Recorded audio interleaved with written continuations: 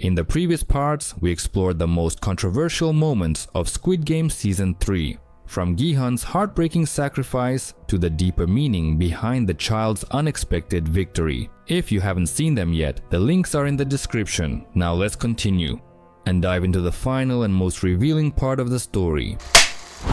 Gi-hun's death scene was far from being shot in one take.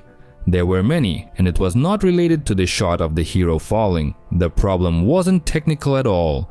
The main issue was that very phrase about people and horses. The actor and director tried different emotions. Hwang says that in this scene, he wasn't trying to find a specific answer. There were takes where Lee Jung-jae cried and where he was very serious. On the contrary, it is known that the actor was on a strict diet for a year to look more and more exhausted on screen. According to the director, Lee Jung-jae's face, eyes and appearance in that final scene could say everything that was needed without words.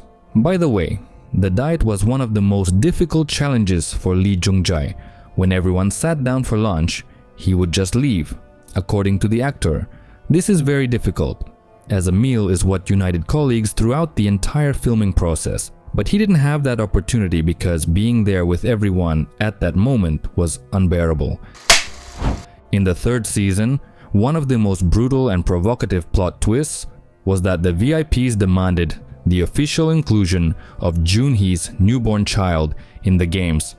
After the events of the hide-and-seek episodes, it becomes clear that some of the guards were actually disguised VIP guests, and in their quest for new entertainment, they decided to make the infant a participant, forcing it to undergo trials on par with the adults. Formerly, the baby girl was registered as player 222 in place of her deceased mother, which meant she had to participate in the following rounds, including the deadly hopscotch game, where she had to be carried across the bridge. The frontman, as always, obeys the whims of the VIPs, but his consent is not just cruel indulgence. He uses this situation to demonstrate to Gi-hun the dark essence of human nature. As soon as the players were informed that the child was now entitled to a share of the total prize, some immediately started talking about killing the infant. Player 100 and his allies reacted particularly quickly, showing no shred of compassion. This is the culmination of the philosophical conflict between Gi-hun and the frontman. While the former believes that people can change and become better, the latter is convinced that humanity is inherently rotten and the game only removes its mask. The frontman also understood that by making the child a player, he reduced the chances of stopping the games.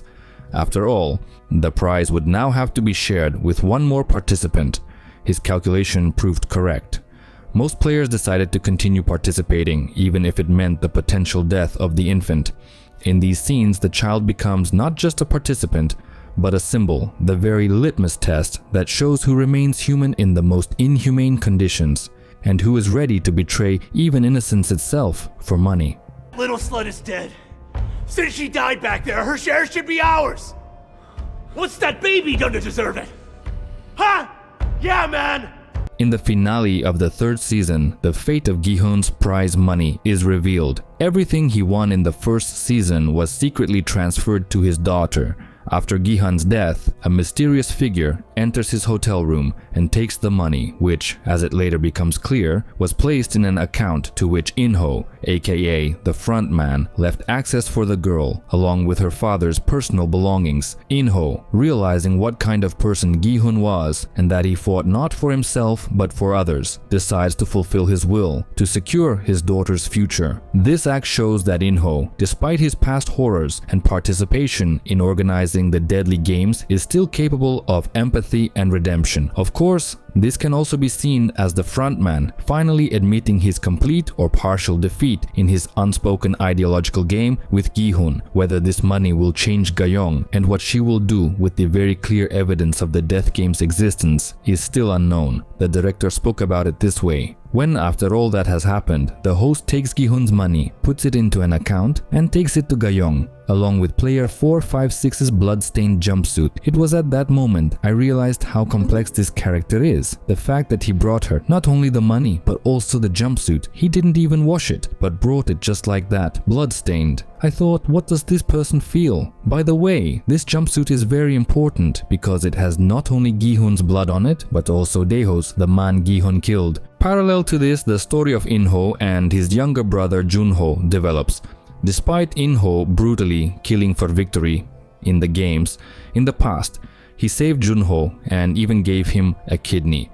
When Jun-ho finds his brother in the finale and is in a position where he can kill him, he doesn't shoot because he remembers how In-ho spared him then. This gesture emphasizes that the brotherly bond between them is not completely broken, and humanity still flickers within both of them. In-ho gives Gi-hun's child to Jun-ho, realizing that his brother will provide this child with a much better life than he ever could. Meanwhile, No-eul's story remains open but filled with hope. Believing her daughter to be dead, she suddenly learns that she may have been found in China. Encouraged by Gi-hun's sacrifice and internally changed, No-eul decides to leave the grim world of the games and goes to China, hoping for a long-awaited reunion.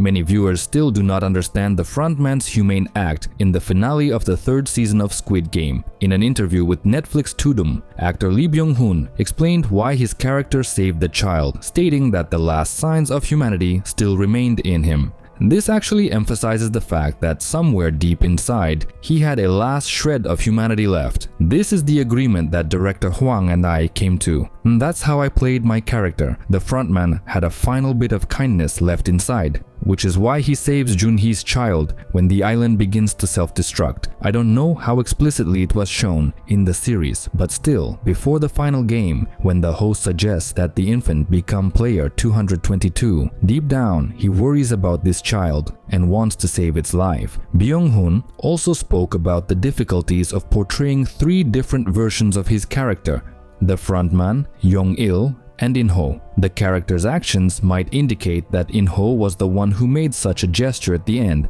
as his brother and stepmother described him as caring and empathetic. I believe one of the main phrases my character ultimately said to himself when thinking about Gi-hun was, "You finally achieved what I could not," Lee Byung-hun recounted. At the end, when he's holding the baby, I thought that this moment reminded him of his past. And this is perhaps the only human thing about him that we saw in the entire series. Although the frontman committed these humane acts as a sign of respect for Gi-hun and in recognition of his sacrifice, many unanswered questions about him still remain. In particular, it is unknown what the future holds for him, as the game's location was destroyed, and it is unclear if he will even remain in his status as the frontman. The third season of Squid Game, which became the series finale, sparked heated debate immediately after its release, despite critics giving it a high rating. I'm talking about Rotten Tomatoes, and comparing by it 83% from critics, who considered it a successful conclusion. Viewers received the season much more coldly, with only 51%.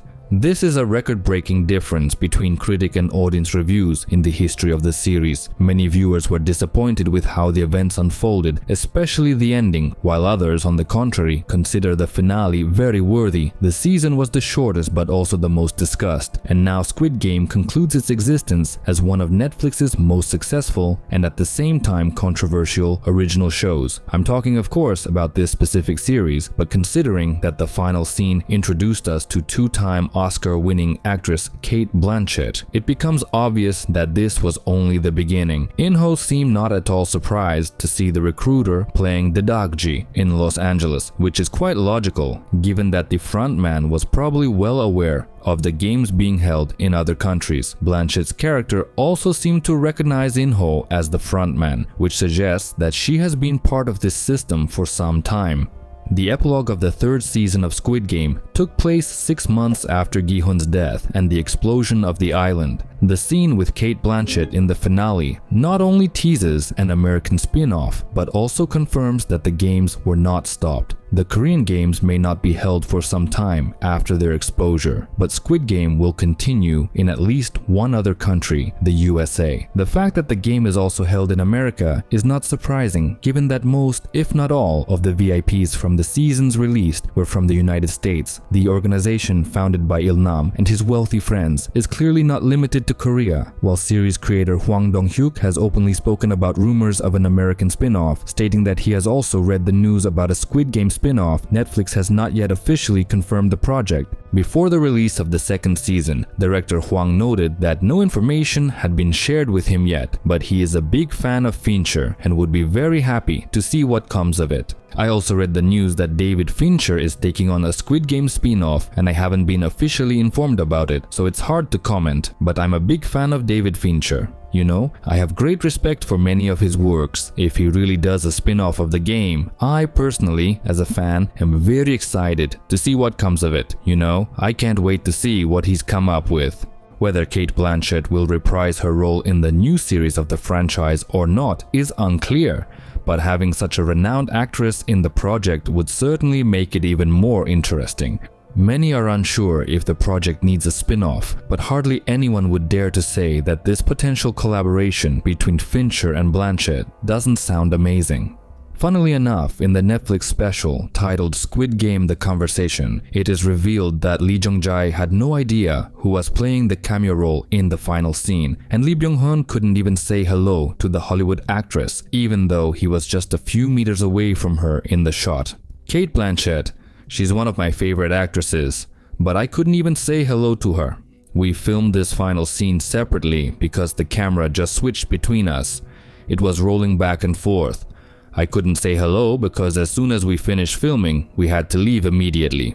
The actors also added that Blanchett received the dong-hyuk in advance to practice. But according to Hwang dong-hyuk, she wasn't able to try it before filming began. She had to hit the other dong-hyuk and flip it, but she couldn't do it, so the director went up to her and gave her a quick lesson. Don't worry, he adds, the take we used was real. The flipped dong-hyuk and the camera rising as we first show her face, that confidence you see, it's all real, because she finally managed to flip it. Fincher and Blanchett, I'll remind you, once worked together on The Curious Case of Benjamin Button. So it's quite possible that this was a fun teaser for a potential spin-off. In any case, Squid Game seems to be far from over. That's the story. What fact about the third season of Squid Game truly surprised you in this video? And what other series do you think will be made on this topic in the near future? I'm waiting for your comments under this video right now. This has been the Movie Fanatic channel. Have a great day and see you next time.